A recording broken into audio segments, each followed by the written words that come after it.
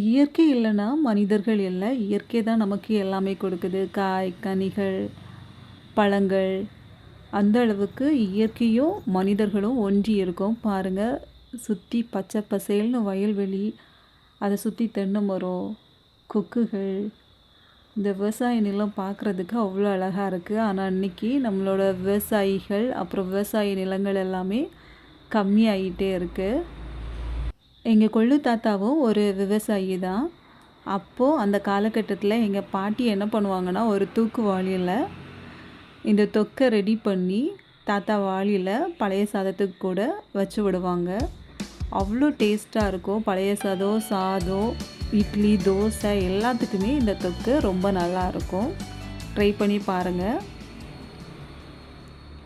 இன்றைக்கி மார்னிங் எழும்புனதும் வெந்நி அனத்தி தான் பாப்பாவுக்கு குளிப்பாட்டுவேன். கார்த்திகை மாதம் அப்படிங்கிறதுனால பனியாக இருக்கும். அதனால் என்னோடய கொள்ளு தாத்தா காலத்தில் இருந்தே விவசாய நிலத்துக்கு பயிர்களுக்கு நீர் இறைக்கிறதுக்கு இதை தான் பயன்படுத்துவோம். வாங்க இப்போ ரெசிபியை பார்க்கலாம். ஃபஸ்ட்டு ஒரு 50 சின்ன வெங்காயம், அதில் 3/4 பூண்டு தோல் உரித்து எடுத்து வச்சுட்டு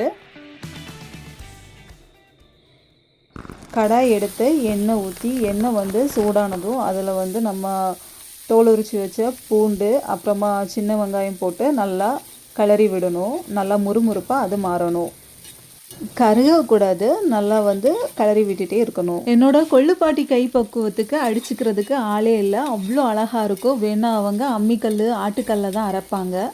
இப்போ நாம் கிரைண்டர் மிக்சியில் தான் அரைக்கிறோம். இருந்தாலும் அவங்க கைப்பக்குவம் வராட்டி கூட நான் பண்ண அந்த ரெசிபி ரொம்ப டேஸ்ட்டாக இருந்துச்சு. நிஜமாக தான் சொல்கிறேன், ரொம்பவே நல்லா இருந்துச்சு. டேஸ்ட்டு நானாக பண்ணேன் அப்படிங்கிற அளவுக்கு அருமையாக இருந்துச்சு. எந்த ரெசிபியும் சரி டைம் எடுத்து பண்ணால் தான் டேஸ்ட்டு அருமையாக இருக்கும். இந்த பூண்டை அடிக்கடி நம்ம சமையலில் பயன்படுத்துறதுனால நிறைய நன்மைகள் இருக்குது. அதனால் வயிறு பிரச்சனை, நெஞ்சு வலி பிரச்சனை, சுகர் இருக்கிறவங்க எல்லாருக்குமே இந்த பூண்டு தொக்கு ரொம்ப நல்ல மருந்தாக இருக்கும். அதனால் வாரத்துக்கு ஒரு வாட்டி இல்லாட்டி மாதத்துக்கு ஒரு வாட்டி கூட பண்ணி சாப்பிடுங்க. இந்த தொக்கு ரொம்பவே உடம்புக்கு நல்லது. முக்கியமாக கொழுப்பு, கொலஸ்ட்ரால் இதெல்லாம் கம்மி பண்ணுற தன்மை இந்த பூண்டுக்கு அதிகமாகவே இருக்குது. மீன், சிக்கனு, மட்டனு எதுவுமே வேண்டாம். இந்த ஒரு தொக்கு மட்டும் இருந்தாலே போதும். ஒரு தட்டு நிறையா சாப்பிட்லாம். அவ்வளோ அளவுக்கு டேஸ்ட்டாக இருக்கும். இப்போ தான் புதுசாக நம்ம சேனலை பார்க்குறீங்கன்னா மறக்காமல் சப்ஸ்கிரைப் பட்டனை ப்ரெஸ் பண்ணுங்கள். டேஸ்டியான இந்த டிஷ்ஷை வீட்டில் நீங்களும் ட்ரை பண்ணி பாருங்கள். அருமையாக இருக்கும். கொஞ்சம் கருவேப்பிலை ஆட் பண்ணிக்கிட்டேன். இப்போ ஃப்ளேம் ஆஃப் பண்ணிவிட்டு ஒரு சின்ன நெல்லிக்காய் சைஸ் அளவுக்கு புளி சேர்த்துக்கணும். இப்போ இந்த கலவையெல்லாம் ஒரு மிக்சர் ஜாரில் போட்டுட்டு கொரப்பாக அரைச்சிட்டு வரணும். கொஞ்சம் கொரப்பாக தான் இருக்கணும். அப்போ தான் தொக்கு ரொம்ப டேஸ்ட்ஃபுல்லாக இருக்கும்.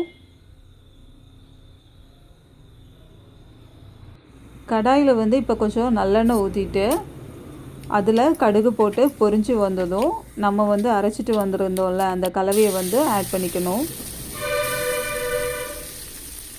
ஆட் பண்ணிவிட்டு அந்த மிக்சர் ஜாரில் இருக்கும்ல அதை கழுவி அப்படி கொஞ்சம் ஒரு அரை கப் அளவுக்கு தண்ணி சேர்த்துக்கிட்டேன். இது கூடவே கொஞ்சம் உப்பு, மிளகாத்தூள் உங்கள் காரத்துக்கு சேர்த்துக்கோங்க. ஒரு அரை ஸ்பூன் அளவுக்கு தனியாத்தூள் சேர்த்துக்கிட்டேன். இது நல்லா கிளறி விட்டு சுண்டி வரணும். நல்லாவே பாருங்கள், எண்ணெய் எல்லாம் நல்லா பிரிஞ்சு அழகாகவே வந்துடுச்சு. இப்போ நம்ம பூண்டு, சின்ன வெங்காயம் தொக்கு ரெடி ஆச்சு. இதை அடிக்கடி செய்து பாருங்கள். சமையலில் சேர்த்துக்கோங்க. ரொம்பவே நல்லாயிருக்கும். இந்த வீடியோ பிடிச்சிருந்ததுன்னா லைக் பண்ணுங்கள், கமெண்ட் பண்ணுங்கள், ஷேர் பண்ணுங்கள். மீண்டும் சந்திப்போம் மற்றொரு வீடியோவில்.